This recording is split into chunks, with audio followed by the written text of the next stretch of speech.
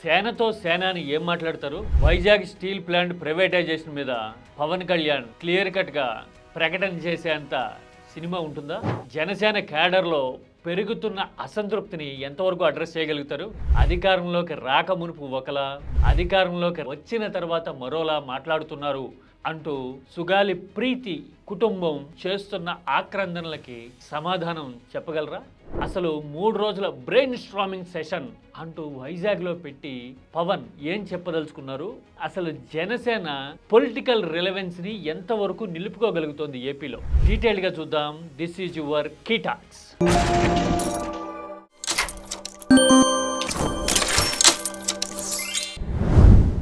ఏపీలో కూటమి అధికారంలోకి వచ్చిన తర్వాత ర్యాపిడ్గా డిప్ అవుతున్న గ్రాఫ్ ఎవరిది అంటే చాలా మంది ముక్త కంఠంతో ఒక్కటే గొంతుకుతో చెప్తున్న మాట జనసేన. ఎందుకంటే 15 సంవత్సరాల అని చెప్పడం మొదటి రీజన్ అయితే, రెండోది అసలు జనసేన దేనికోసం పనిచేస్తోంది, అసలు జనసేన లక్ష్యం ఏంటి, జనసేన స్టాండ్స్ ఫర్ దిస్ అని చెప్పడానికి ఒక ప్రపోజిషన్ ఎందుకు లేకుండా పోయింది, మన సిగ్నిఫికెన్స్ ఏంటి అనే గందరగోళం ఆ పార్టీని అభిమానించిన వాళ్ళలో రావడం రెండో రీజన్. ఇక మూడోది అతి ముఖ్యమైనది, అధికారంలోకి రాకమునుపు ఆవేశపూరితంగా జుట్టు ఎగదోసుకుంటూ పవన్ కళ్యాణ్ చేసిన ప్రకటనలకి ఇప్పుడు మాట్లాడుతున్న తీరికి మధ్య చాలా గ్యాప్ ఉండటము, ఇంకా చెప్పాలంటే రివర్స్ లో మాట్లాడుతుండటం అనేది క్లియర్లీ విజిబుల్.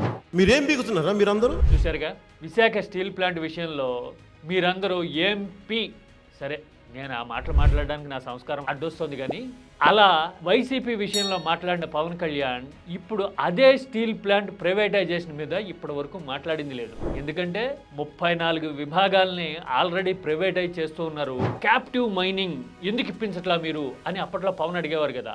ఆ క్యాప్టివ్ మైనింగ్ ఇప్పటికీ వైజాగ్ స్టీల్ ప్లాంట్కి రాలా. అంటే పర్టికులర్గా ఇక్కడి నుంచి తవ్వుకోవచ్చు ఇనుప ఖనిజం అని చెప్పడానికి దారి తెన్ను లేకుండా ఉంది వైజాగ్ స్టీల్ ప్లాంట్. ఓ పక్కన ప్రైవేటైజేషన్ సన్నాహాలు జరుగుతూ ఉంటే ఇప్పుడు ఎవరో ఒకళ్ళు ఆదుకోవాలి కదా అంటూ చంద్రబాబు దిక్కులు చూసే పరిస్థితిని ఏపీ గమనిస్తూ ఉంది. మరి ఇలాంటప్పుడు వైజాగ్ లో సభ పెట్టి పవన్ కళ్యాణ్ ఏం చెప్తారు? వైజాగ్ స్టీల్ ప్లాంట్ విషయంలో నా కార్యాచరణ ఇది, నేను కాపాడి చూపిస్తా, నన్ను గెలిపించారు కాబట్టి 100% స్ట్రైక్ రేట్ ఇచ్చారు కాబట్టి ఎస్ నేను నిలబెడతా దీన్ని అని ప్రకటిస్తారా పవన్ కళ్యాణ్? ప్రకటించగలరా?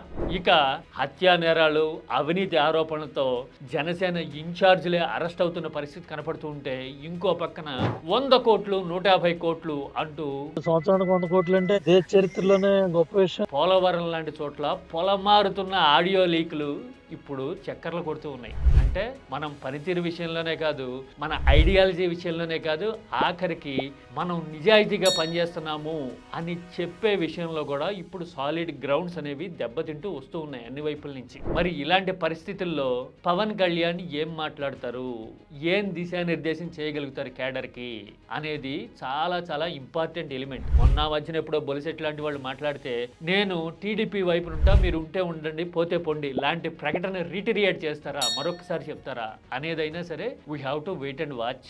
ఈ సినారియో మొత్తం చూస్తే పరిపాలనా పరంగా తమదైన ముద్ర ప్రపోజిషన్ లేకపోవటము, రాజకీయంగా క్షేత్రస్థాయిలో జనసేన క్యాడర్ ఫ్రిక్షన్ ని ఎదుర్కోవటము, అన్నిటికీ మించి లీడర్ గా పవన్ కళ్యాణ్ తను గతంలో మాట్లాడిన ధోరణికి భిన్నంగా ఇప్పుడు ప్రసంగాలు చేస్తూ ఉండడం, ప్రకటనలు గుప్పిస్తూ ఉండడాన్ని బట్టి చూస్తే జనసేన క్రాస్ రోడ్స్ లో ఉంది అని అర్థమవుతా ఉంది. మరి క్రెడిబిలిటీని రిజనవేట్ చేసేలాగా పవన్ కళ్యాణ్ ఏమైనా స్టెప్ తీసుకోగలరా, లేదంటే గనక వీరమల్లు తరహా రిజల్ట్ వైజాగ్ సభ కూడా ఇస్తుందా అనేది we have to wait and watch.